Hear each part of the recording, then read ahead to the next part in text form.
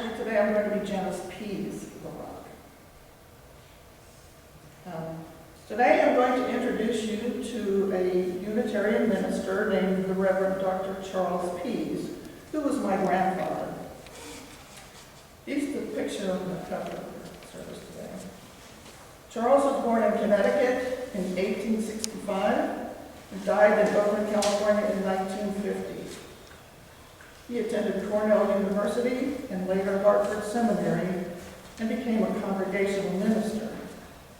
He delivered his first sermon at the Old North Church in Boston. Came to California in 1898 and married Sally Rowan in 1901. Dr. Pease built the first congregational church in Long Beach, California, and was pastor there for many years. Somewhere along the way, Charles became a Unitarian minister and served in Unitarian churches in Sacramento, San Jose, Spokane, and Oakland. He lectured throughout California and contributed articles to several magazines, including National Geographic. He was an active sponsor of the Semper Virens Club of California, helping to save the giant redwood groves. My father's home was filled with art, literature, theater, and philosophy. It was also filled with music, as was my home, as it's now in the homes of my children, and now my grandchildren. That music gene runs rampant through our DNA. Reverend Pease wrote an editorial column titled "As I See It" for the Spokesman Review, a Spokane newspaper, and was well known on the West Coast for his writings. My father told us about them, but we never had any copies. Well, recently, my cousin Susan contacted me and said she was going through her brother's papers and found several articles that Charles Pease wrote in the As I See It series. She asked if I was interested in reading them, and of course I excitedly said yes.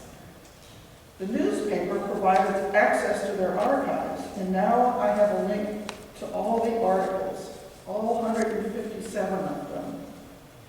The bonus in the entire process is getting to know my cousin much better.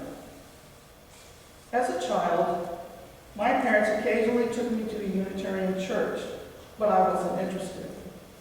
However, as an adult, I have always wondered why I have been so drawn to Unitarianism. After reading these articles by my grandfather, I recognized the source of these ideas. It's a way of looking at life that my father learned from his father and that he passed on to me. I can feel the presence of the UU principles and sources all through his works, even though they were written before the principles were established by the UUA in 1961. I'll be sharing excerpts from these articles with you this morning. Please keep in mind that they were written between 1928 and 1931. This is the time of the 29 stock market crash, the Depression, Prohibition. World War I was the war to end all wars. Hoover was the president. Gandhi was the darling of the media. The entertainment world was excited because we had talking pictures. Radio was the latest hot technology, and people actually got their news from the newspapers. Now, these articles may be almost 100 years old, but the topics could be from today's headlines. So here are the words of Reverend Charles Pease. It's about prohibition.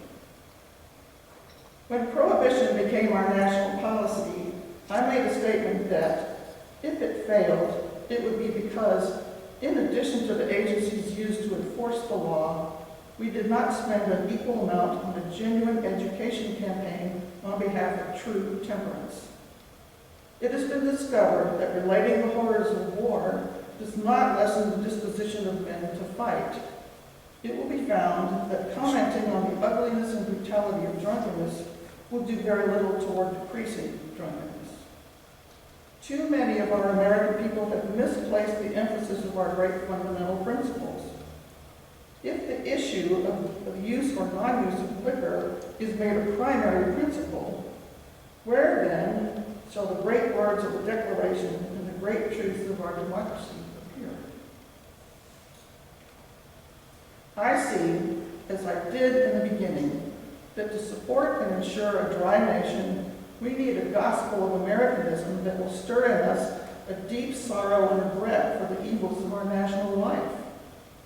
Anyone who thinks the prohibition issue of the United States is merely a matter of more rigid enforcement displaces ignorance of this deeply rooted evil. We are temperate in nothing.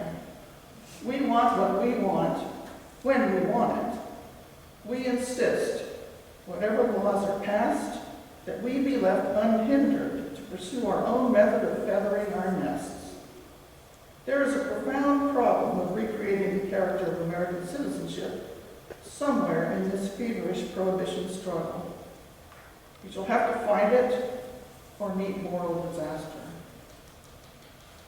Okay, this next article has a reference to Charles Francis Potter, a Unitarian minister who left his post to form the first Humanist Society of America. He was an original signer of the Humanist Manifesto. Dr. Potter, it is rather interesting to note the reactions to Dr. Charles Francis Potter's creed for humanism. Dr. Potter belongs to a group of men who seeks to improve the religious life by disposing of God. At least that's what it sounds like. But there's a vast difference between getting rid of inadequate ideas about God and getting rid of God himself. Getting rid of God is the same thing as getting rid of everything there is. Whatever your ideas are of the universe, that is your idea of God. Think that over a while. Either proof or disproof of God would mean certainty, finality, and that would be very comforting. At least we think so. There are so many in our time who give us the uncomfortable feeling that their little spiritual pudding is the last word in the repast of life. If there's one thing of which man must assure himself, it is that he is not a bump on a log in the universe. He's an integral and potential part of existence, so why, therefore, may he not inquire sincerely about the nature of existence? If what I hinted above is true, it really does not matter whether we begin the search with man or with God. All the roads arrive at last at the great secret. I found this short comment about marriage ceremonies. I have been using a marriage service for 20 years that does not ask the woman to swear to obey her Lord and Master. Moreover, I have included in mine that each of the parties shall agree to respect the individual character and rights of the other, even as his own. Way to go, Brenda. About education. It is my comment. We have just witnessed the coronation of King Charles III, formerly the Prince of Wales. The Prince of Wales mentioned in this article is the future King Edward VIII, who married Wallis Simpson and abdicated the throne. Now here's Charles. Now and again in the news movies, I see a picture of the Prince of Wales. Usually he is attending some function necessary to the dignity of the empire. It's clear that wherever he appears, a genuine respect and reverence are paid him. What interests me in this prince chap is that here is a young man who from birth knows just what he is here for.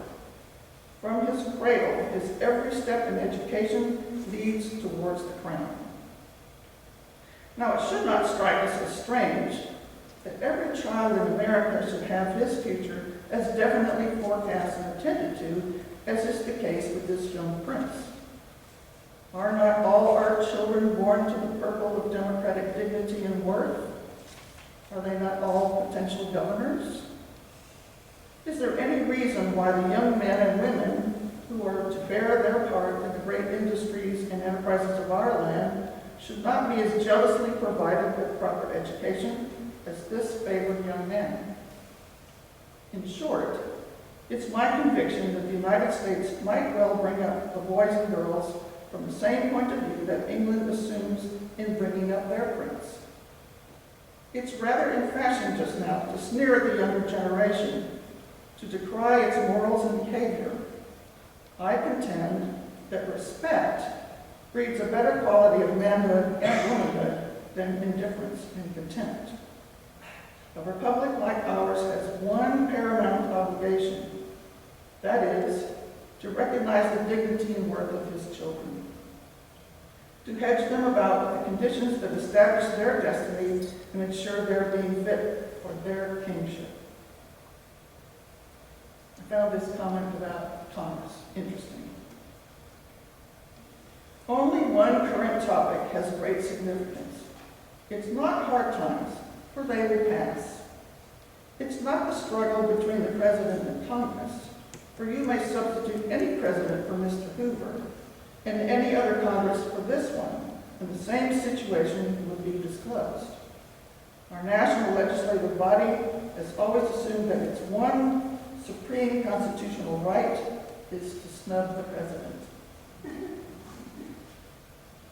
Science. The one current topic of lasting interest is bound up in the word science. Our age is somewhat sophisticated, and we were becoming rather bored until the scientists came along to read our minds. Some people are so foolish as to trace the current interest in science to that Tennessee episode. But science never depends on quarrels with religion to certify its claims. The scientist knows but one way to testify to the truth. That little patch of knowledge he once lighted becomes a great area. At first, he said, "Give us time, and the whole area will be light. Then all mysteries will be cleared away." On the contrary, the mystery deepens. The more knowledge is disclosed, the more wonder stirs in us. Gilbert Chesterton said, "The world will never starve for want of wonders, but only for the want of wonder." Follow the scientist with what intelligence you can muster, and you will develop a sense of wonder more discriminating and trustworthy than the old belief in magic and marvels. Men love to wonder, says Emerson, and that is the seed of our science. Too many sophomores, wise fools, still linger in the twilight of magic and resist the wonder that wakens with science. Yet, science does not trespass on the domain of religion. The world of our loves, our hopes, our dreams, our values, these remain to be revalued and readjusted in the larger world of wonder that science is disclosing. Historical figures. Since the war, there have been any number of sporadic efforts to squelch historical textbooks, to forbid circulation of biographies of great Americans, all in the name of patriotism and truth.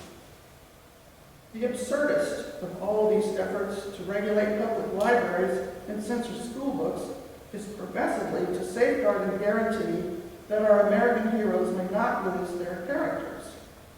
Washington and Lincoln are great enough and secure enough in history to stand any truth that may be written of them.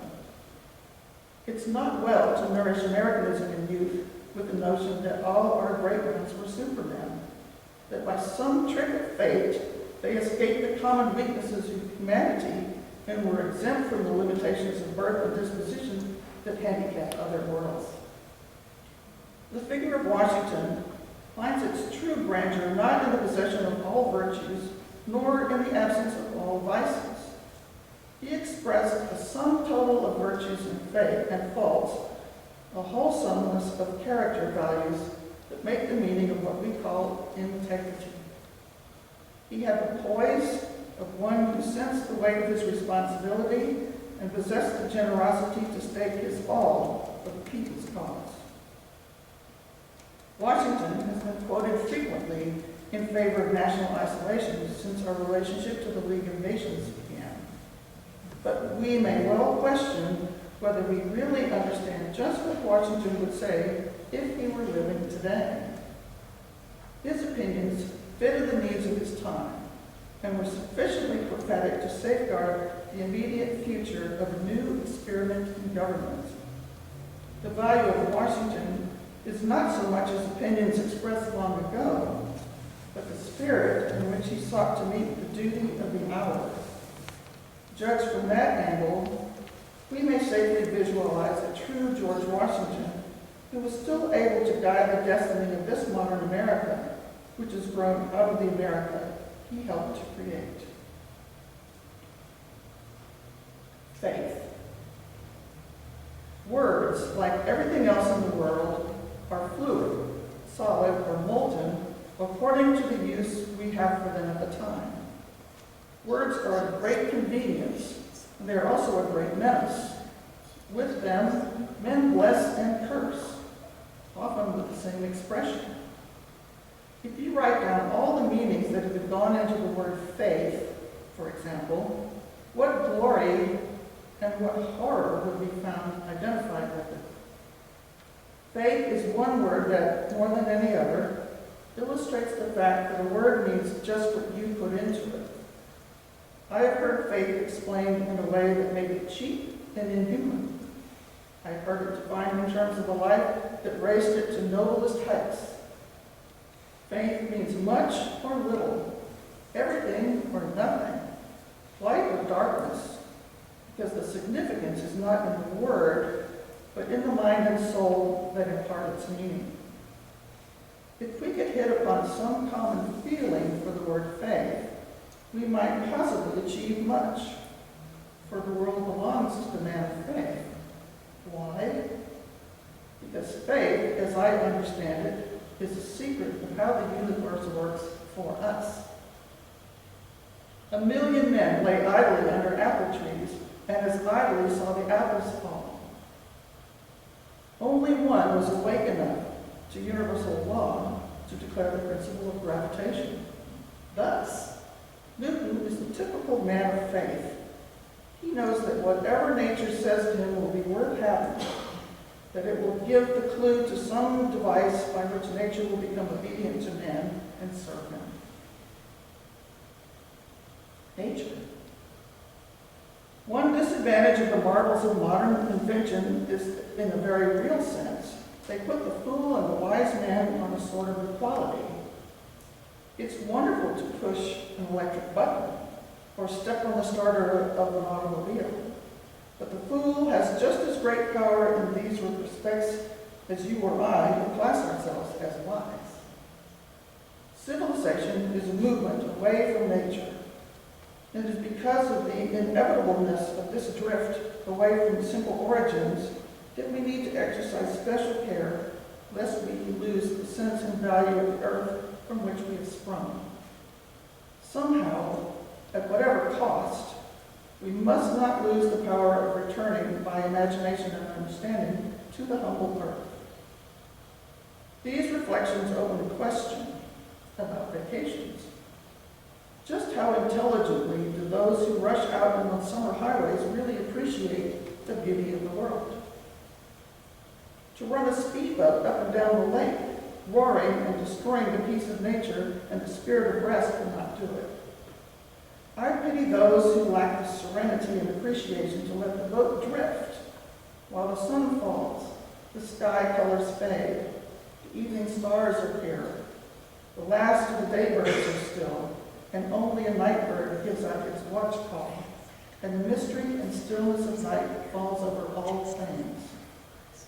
If, under the spell of such conditions, we become aware that we are rooted in something greater than ourselves, then the mastery of machinery and all the marvels of modern invention will still be less than man, and that deep nature in which his life is incorporated.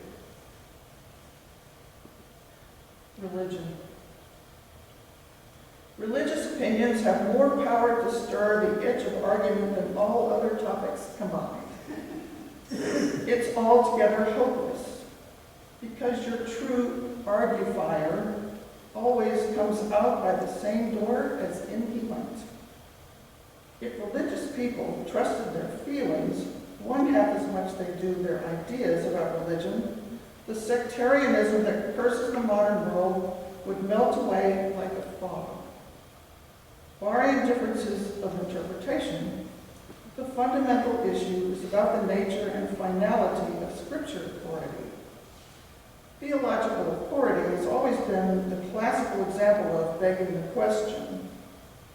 Things are true because the Bible says so, and things are in the Bible because they are true, and there you are. The dogmatist assumes this as finality. The liberal denies this primary assumption of the dogmatist, and so there is no ground for argument. Learned essays and scientific disclaimers are futile. The deponents might better save their breath. The relative merits of dogmatism and scientific liberalism will work themselves out in due time. Life is infinitely larger than the logic that supports religious opinions.